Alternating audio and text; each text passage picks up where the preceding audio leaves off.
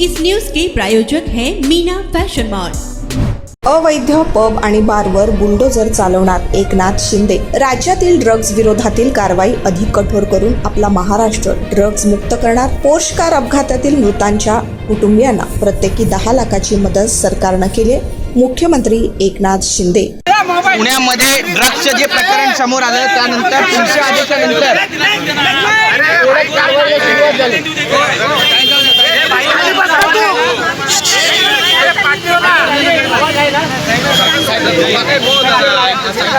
साहेब थोडं कारवाईला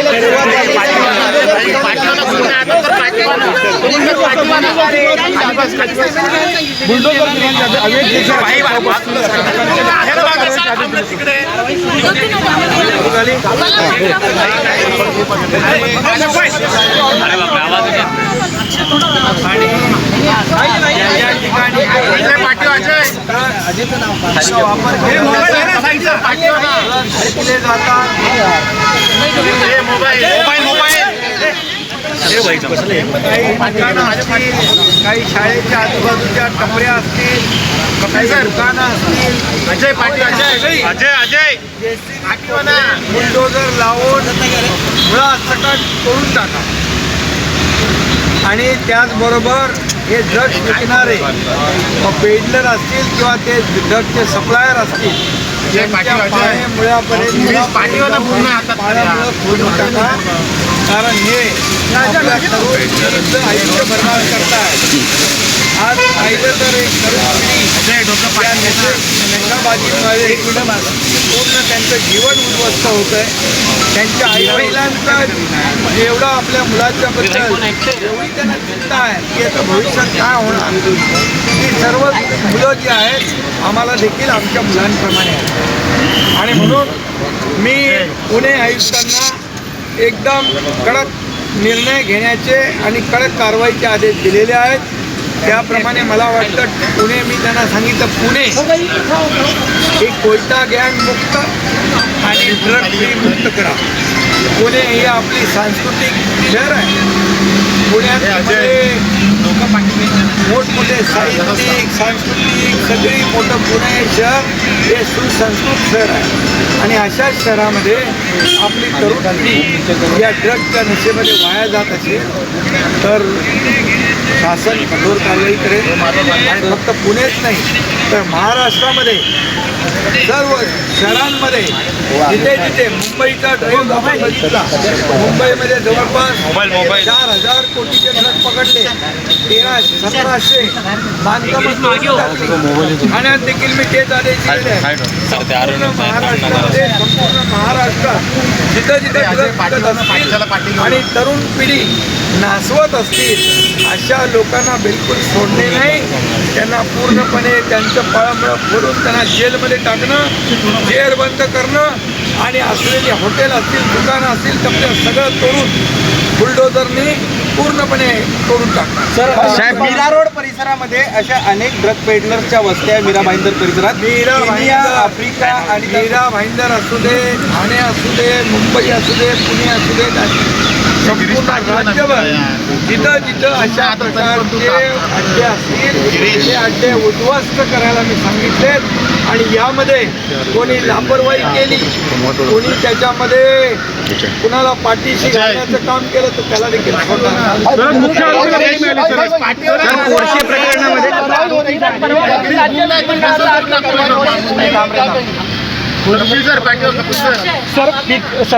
काल पुणे अजय पाटियो निर्देश दिए हुए हैं कि ये ड्रग्स बेचने का जो काम शुरू है होटल में, दुकान में, ये सब बंद होना चाहिए। ये ड्रग जो है ये नशा करके हमारी जो युवा पीढ़ी है बर्बाद हो रही है।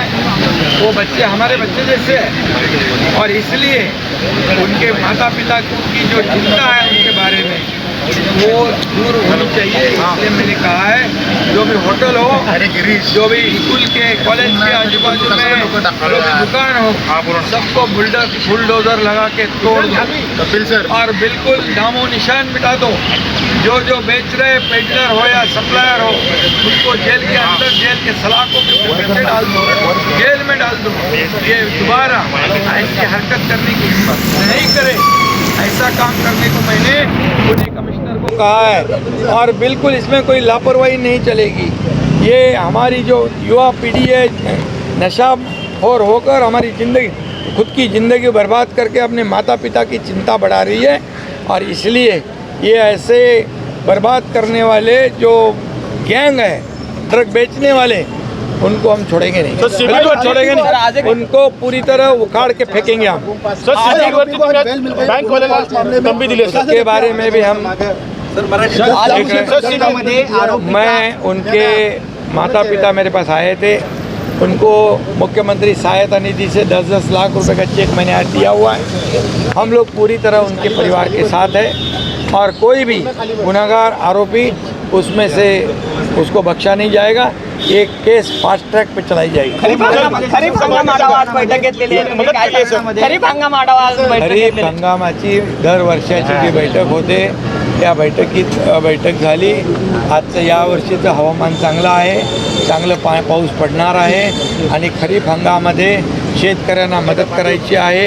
त्यामध्ये सर्व अधिकाऱ्यांना निर्देश दिलेले आहेत। कृषी विभागाला, पणन विभागाला, संबंधित अधिकाऱ्यांना सांगितलेलं आहे की बियाणं खतं ही वेळेवर मिळाली पाहिजे। कोणी त्याचं लिंकेज करता कामा नये, हे घ्या तर ते देतो असे कोणी ब्लॅकमेलिंग करत असतील त्यांना जेलमध्ये टाकण्याचे आदेश दिलेले आहेत। त्याचबरोबर जे बोगस बियाणं आणि खतं विकतील त्यांना देखील जेलमध्ये टाकण्याचा आदेश दिलेले आहेत। कुणालाही सोडलं जाणार नाही आणि त्यामध्ये बिलकुल या जे सप्लायर ज्या कंपन्या आहेत या कंपन्यांना देखील त्यांच्यावर पण गुन्हे दाखल होतील। ज्या खोटं बियाणं बोगस खतं विकतात त्या कंपन्यांना पण सोडलं जाणार नाही। त्यामुळे शेतकऱ्याच्या जीवाशी खेळण्याचं काम कुणी करू नये। मृत पालकांना तुम्ही आज मृत मुलांच्या पालकांना मदत दिली सर? 10 लाख रुपये त्यांना आज मदत दिलेली आहे। प्रत्येकी 10-10 लाख रुपये चेक दिलेत।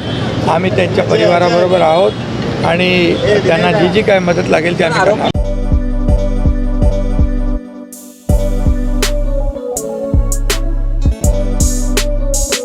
सोलापुर शहर वासियों का कई सालों का अटूट विश्वास मीना फैशन मॉल। ईद हो या दिवाली, ग्राहक की पहली पसंद मीना फैशन मॉल। दिवाली हो या रमजान या कोई भी हो त्योहार, मनाओ मीना फैशन मॉल के साथ। अपनी शादी को बनाओ और भी शानदार मीना फैशन मॉल के साथ। मिलेंगे हर रंग, हर क्वालिटी, ढेर सारे वैरायटीज।